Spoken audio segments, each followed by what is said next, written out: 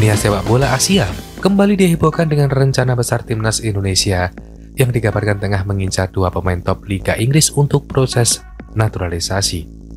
Kabar ini dibongkar oleh media asal Cina yang menyebut nama Ian Maatsen dan Pascal Sturridge sebagai calon punggawa baru skuad Garuda. Tidak tanggung-tanggung, nilai pasar gabungan kedua pemain tersebut mencapai 37 juta euro atau sekitar 596 miliar rupiah.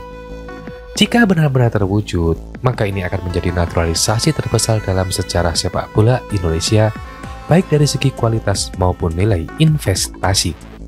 Ian Maatsen, pemain muda berposisi sebagai bek kiri yang kini membela Aston Villa, menjadi salah satu nama yang mencuri perhatian.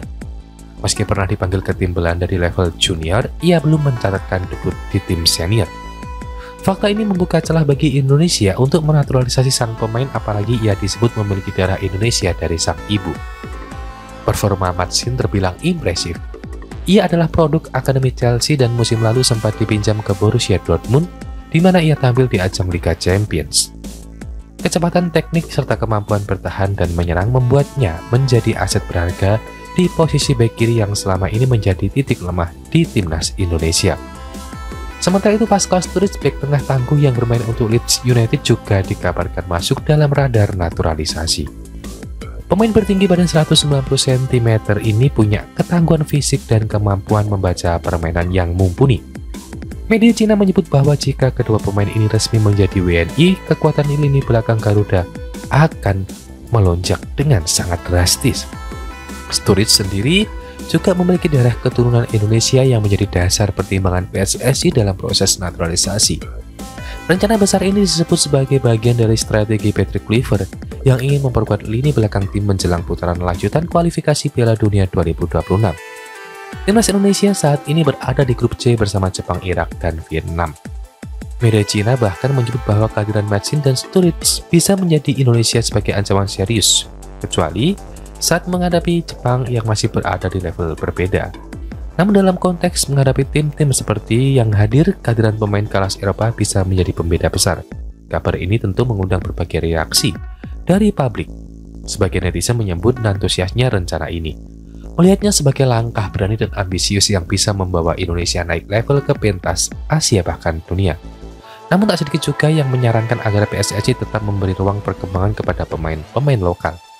Menurut mereka, naturalisasi sebaiknya dilakukan secara selektif dan tidak menghambat regenerasi pemain dalam negeri. Jika rencana ini benar-benar terrealisasi, maka timnas Indonesia mengalami peningkatan kualitas signifikan, khusus di lini belakang selama ini yang menjadi titik lemah. Tentu dengan modal pengalaman bermain di Premier League, Maatsen dan Sturridge diyakini mampu memberikan stabilitas serta mentalitas Eropa kepada skuad Garuda. Ini semua tergantung pada proses selanjutan dari PSSI dan kesiapan kedua pemain tersebut untuk menerima tawaran menjadi bagian dari tim merah putih. Satu hal yang pasti, kabar ini telah membuka lembaran baru dalam ambisi Indonesia menembus level tertinggi sepak bola dunia.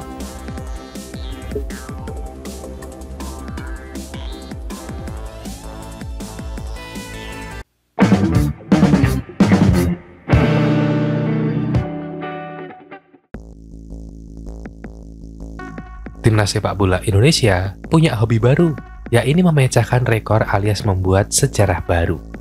Kali ini Indonesia baru saja menjadi tim ASEAN pertama yang melaju hingga babak keempat kualifikasi Piala Dunia Zona Asia. Meskipun terkesan ompong di kompetisi regional, Garuda mampu terbang tinggi saat tampil di ajang Asia. Datang sebagai satu-satunya perwakilan ASEAN di putaran ketiga kualifikasi Piala Dunia 2026, timnas Indonesia awalnya dilakukan bisa berbuat banyak. Apalagi Indonesia adalah anak kemarin sore di babak ketiga kualifikasi Piala Dunia. Baru pertama kali lolos ke babak ketiga sudah harus satu grup dengan Jepang, Australia, Arab Saudi, Bahrain, dan Cina. Jika lihat kiprah tim ASEAN sebelumnya, Thailand dan Vietnam, para raksasa Asia itu pasti anggap remeh tim Garuda. Meskipun begitu, tidak ada kata mundur. Timnas Indonesia hadir bukan untuk jadi bulan-bulanan tim raksasa Asia. Skuad merah putih buktinya bisa membuat tim sekali Arab Saudi dan Bahrain tidak bisa menang dalam 2 pertemuan. Indonesia sudah merangkum sederet rekor yang dicapai timnas di putaran ketiga kualifikasi Piala Dunia 2026 zona Asia. Berikut diantaranya: timnas Indonesia adalah satu-satunya negara ASEAN yang sukses ke babak keempat kualifikasi Piala Dunia. Sebelumnya paling mentok di putaran ketiga yakni Vietnam dan Thailand. Itu pun menjadi lumbung poin bagi tim lawan. Timnas Indonesia saat ini bertengger di posisi keempat dengan koleksi 12 poin dari 9 laga di grup C, putaran ketiga kualifikasi Piala Dunia 2026 zona Asia. Perolehan poin tim Indonesia adalah yang paling tinggi antara tim Asia Tenggara lain yang bertarung di kualifikasi Piala Dunia putaran ketiga Piala Dunia. Sebelumnya Vietnam yang meraih 4 poin di kualifikasi Piala Dunia 2022, sementara Thailand hanya meraih 2 poin di kualifikasi Piala Dunia 2018. Timnas Indonesia tidak pernah sekalipun mendapatkan kemenangan kala jumpa Arab Saudi. Terakhir kali timnas mendapatkan poin dari Arab di kompetisi resmi adalah 6 Oktober 1983. Saat itu pertandingan berakhir imbang 1-1 pada ajang kualifikasi Olimpiade 1984. Sebenarnya timnas pernah 2 kali menahan imbang Arab Saudi pada 1997 dengan skor 1-1 dan pada 2011 dengan skor 0-0, namun keduanya merupakan pertandingan uji coba. Hasil yang diraih pada pertandingan terakhir menjadi pemecah rekor 21 tahun tidak mampu mencuri poin dari Arab Saudi di kompetisi resmi. Gol oleh Romani dari titik penalti merupakan satu-satunya gol yang tercipta pada pertandingan Indonesia melawan Cina. Satu gol yang memecahkan rekor kemenangan yang sudah tertimbun selama 38 tahun lamanya. Tim Merah Putih terakhir kali menang saat kontra Cina pada 38 yang lalu, tepatnya pada 20 Februari 1987 silam. Saat itu timnas Indonesia berhasil menyerahkan 3 gol berbalas 1 gol dari Cina. Indonesia menang 3-1 di ajang Kings Cup. Skuad Garuda berhasil poin melawan tim dengan peringkat di atas 100 dalam 5 pertandingan terakhir. Mulai dari 4 poin saat melawan Arab Saudi di kandang maupun tandang yang memiliki peringkat 56. Kemudian menahan imbang tanpa gol saat menjamu Australia yang memiliki peringkat 25. Kemudian mencuri poin di kandang Bahrain yang berada di peringkat 76 serta 3 poin saat menjamu Bahrain di GBK. Peringkat tim Garuda akan beranjak dari posisi saat ini setelah menang melawan Cina, yakni menjadi 117 FIFA dengan tambahan 15,05 poin untuk Indonesia. Hasil tersebut mengorek posisi tim asuhan Patrick Kluivert itu ke ranking 117 FIFA atau naik 6 peringkat.